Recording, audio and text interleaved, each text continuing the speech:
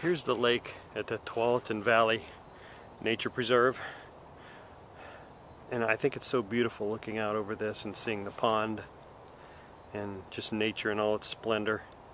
It's early April and everything's just starting to come into bloom, and this is a partially sunny day anyway in Oregon. I want to take advantage of this and read an excerpt from the pen in the section Awake in chapter Thomas 17. I remember relaying my star dream of non-locality, as I'd taken to call it, to Dad and to my high school psychology class. I was 16 when it happened. My teacher just sat there enthralled, squinting with consternated eyes, as if he should be smoking a pipe, yet non-judgmental. I expected an interpretation. He offered none. But what an amazing experience that was. I remember it as my first of many transcendental experiences. I was a star and observed many hundreds of thousands of other stars there in the sky. And my consciousness was in my star and also everywhere else. It was everywhere. And I looked around, knowing them in all their glory, knowing what those stars knew, and that they were fundamentally the same as me. I experienced them as being me, and in that instant I got it.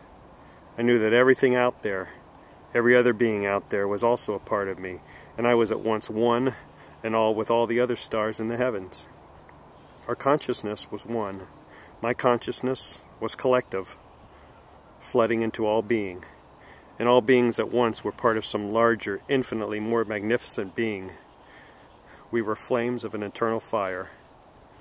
And I remembered the metaphor of Indra's jeweled net, attributed to the Buddhist Tu-Sun who lived around 600 BCE.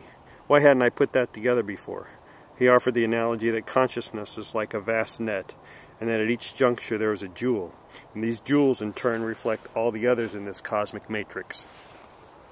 Every jewel represents an individual life form, an atom, cell, or unit of consciousness, and each jewel is intrinsically and intimately connected to all the others.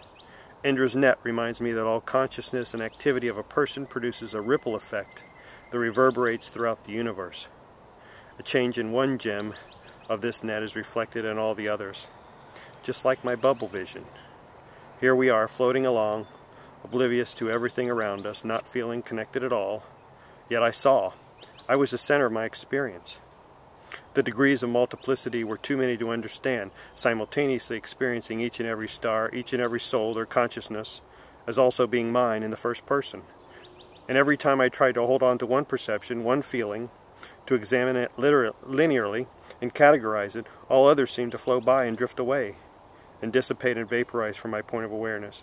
But when I realized my mind, and chose to go with the experience and not trying to intellectual it with time and distance, all others came into awareness. And I truly knew that we were all one, and that everything is connected in ways that normal human consciousness cannot perceive. And it ceased to have any meaning, as I became perfectly comfortable with just being.